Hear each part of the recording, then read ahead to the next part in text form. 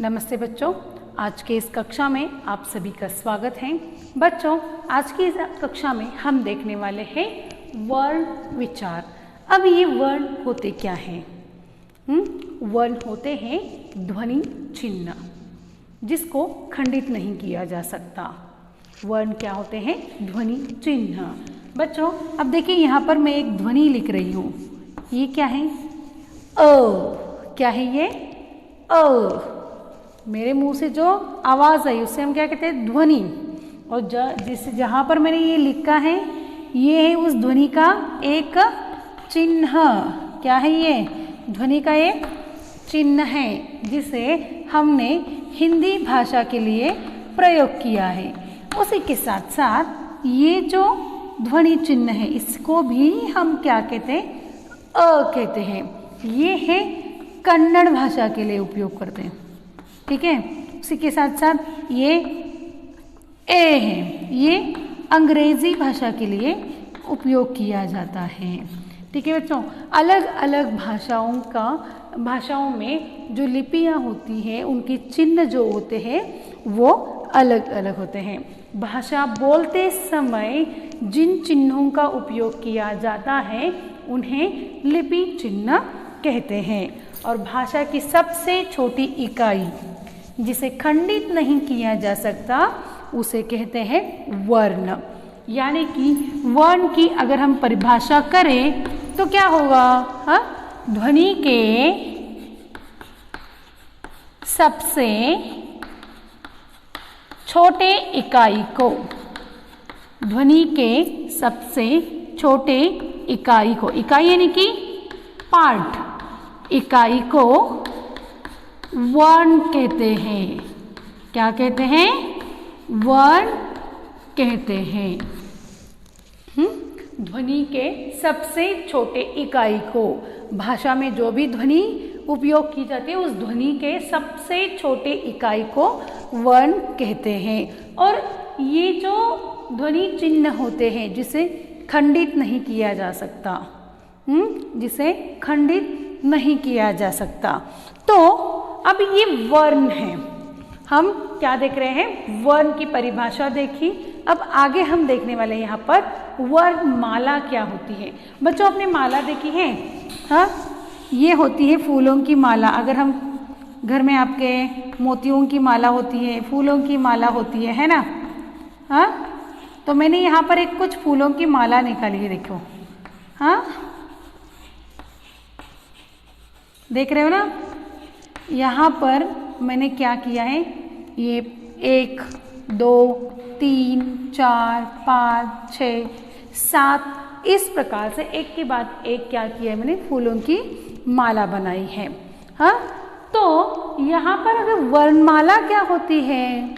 अब मैंने ये फूल लगाने के बाद देखिए, एक फूल एक के बाद दूसरा, दूसरे के बाद तीसरा, तीसरे के बाद चौथा, एक के बाद एक श्रृंखला है नहीं? उनकी रचना कैसी है? एक के बाद एक है नहीं? उसी प्रकार वर्णों का जो क्रमबद्ध श्रृंखला होती है, वर्णों की जो क्रमबद्ध श्रृंखला यानी कि जो क्रमबद्ध रचना होती है वो वर्णमाला कहलाती है। अब वर्ण यानी कि ध्वनि के सबसे छोटे इकाई को हम क्या कहते हैं? वर्ण कहते हैं। अब हम देखेंगे वर्णमाला। वर्णमाला की परिभाषा हम करते हैं, क्या कहेंगे? वर्णों के क्रमबद्ध या तो क्रमशः क्रमबद्ध रचना को वर्णमाला कहते हैं।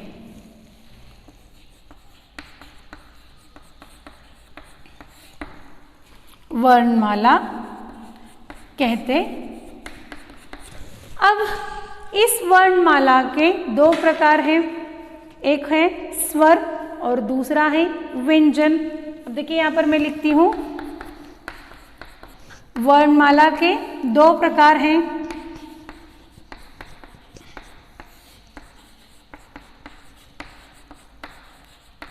वर्णमाला के दो प्रकार हैं। पहला है स्वर और दूसरा है व्यंजन। अब हिंदी वर्णमाला में कितने स्वर और कितने व्यंजन हैं और इनकी परिभाषा क्या होती है? अब स्वर देखिए, स्वर वो होते हैं जिन्हें किसी की सहायता नहीं चाहिए, यानी कि सीधे कंठ से उनका उच्चार होता है। जब भी उनका उच्चार होता है वहाँ उन्हें कहीं पर भी बाधा निर्माण नहीं होती। आप भी कर सकते हो, देखिए अ, आ, ई, उ, री, ए, आई, ओ, औ। ये 11 स्वर हैं। कितने स्वर हैं? 11 स्वर। और जब भी हम इनका उच्चारण करते हैं, इनको स्वरों को किसी की भी सहायता नहीं चाहिए, यानी कि बिना सहायता से स्वर क्या होते हैं? स्वरों का क्या होता है? उच्चारण होता है। तो किसी भी मतलब देखिए, जिन वर्णों का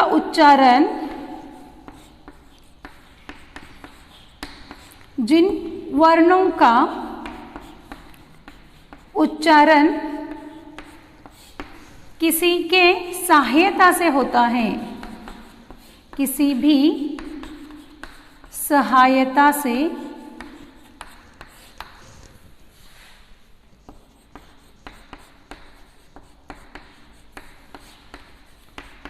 वे स्वर कहलाते हैं।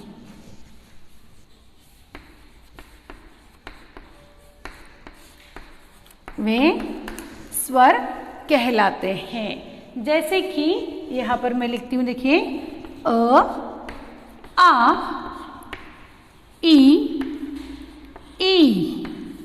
उ, री, ए, आई, ओ, औ।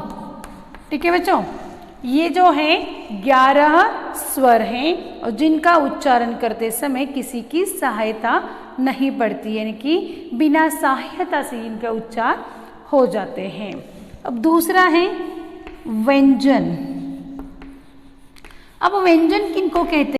जिन वर्णों का उच्चारण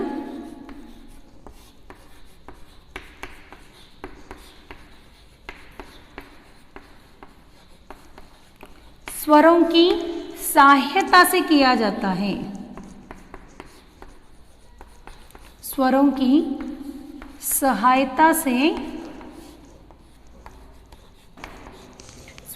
सहायता से किया जाता है, उन्हें व्यंजन कहते हैं। व्यंजन कहते हैं। और जो व्यंजन स्वर रहित होते हैं, उनके नीचे इस प्रकार की एक तिरछी रेखा लगाई जाती है। इस प्रकार की तिरछी रेखा लगाई जाती है जिसको कहते हैं हलंत। यानी कि जब भी अगर क के नीचे इस प्रकार से तिरछी रेखा आ जाएगी तो ये व्यंजन जो है वो स्वर रहित कहलाएगा।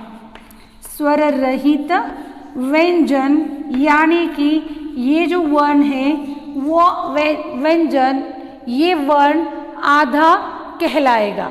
ठीक है, समझ में आया? अब देखिए व्यंजन कौन कौन से हैं।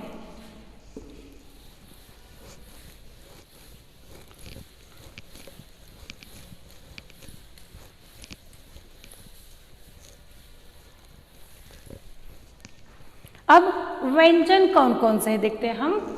देखिए व्यंजन देखिए यहाँ पर मैं व्यंजन लिख रही हूँ, ये है स्वर रहित। क्या है ये? स्वर रहित व्यंजन है। क, ख, ग, घ, ज्ञ। इसका उच्चार होता है ज्ञ होता है, उसका उच्चार क्या होता है? ज्ञ। ओके। अब च, छ, ज, झ और ये है न्य।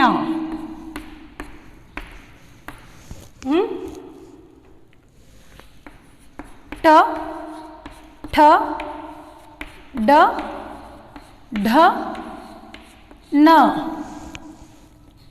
त, थ, द, ध, न। यहाँ पर इस प्रकार से तिरछी रेखा लगानी है जबकि ये स्वर रहित व्यंजन है। प, फ, ब, भ, म। ठीक है, अब ये कितने हुए? इन्हें कहते हैं स्पर्श व्यंजन। कितने व्यंजन है ये? 25 व्यंजन है, वो है स्पर्श व्यंजन। ठीक है, अब य, र, ल, व ये व्यंजन अंत्यस्थ व्यंजन कहलाते हैं। क्या? अंत्यस्थ व्यंजन कहलाते हैं। श, श और स। ठीक है बच्चों, श, श, स ये जो व्यंजन है वो ऊष्म व्यंजन कहलाते हैं। ठीक है, उसी के साथ साथ देखिए यहाँ पर श्र, श्र, सॉरी, क्ष, ज्ञ, त्र और श्र ये जो है संयुक्त व्यंजन है। क्या है ये? संयुक्त व्यंजन, यानी कि यहाँ पर इन 4 अक्षरों में स्वर नहीं व्यंजन मिश्रित ये वर्ण है। इनको संयुक्त व्यंजन कहते हैं। उसी के साथ साथ हिंदी में आगत ध्वनियाँ भी है। हिंदी में आगत ध्वनियाँ, जैसे कि डॉक्टर लिखना है हमें, डॉक्टर, डॉक्टर। अब इस ध्वनि के लिए अ ध्वनि के लिए हमें इंग्लिश में ये जो ध्वनि है वो अंग्रेजी की ध्वनि है, अ, है ना। अब हिंदी में हम कैसे लिए? तो हमने क्या किया है, अंग्रेजी से वो ध्वनि ली है। तो अ ये जो ध्वनि है वो आगत ध्वनि कहलाती है।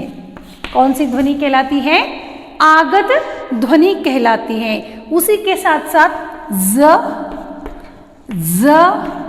ये भी जो फारसी भाषा से आए हुए जो ध्वनियाँ हैं ये भी आगत ध्वनि कहलाते हैं। ठीक है बच्चों, अब आज के लिए इतना ही। वर्ण विचार में आज हमने देखा वर्ण किसे कहते हैं, वर्णमाला किसे कहते हैं, वर्णमाला के 2 भेद, उनकी परिभाषा के साथ साथ उनके उदाहरण भी आज हमने यहाँ पर देखे हैं। ठीक है बच्चों, आज के लिए इतना ही। कल के अगले क्लास में हम क्या करेंगे, इसके आगे स्वरों के भेद, उसी के साथ साथ व्यंजन के भेद और साथ ही साथ हम वर्ण विच्छेद के बारे में भी अगले क्लास में चर्चा करने वाले हैं। धन्यवाद।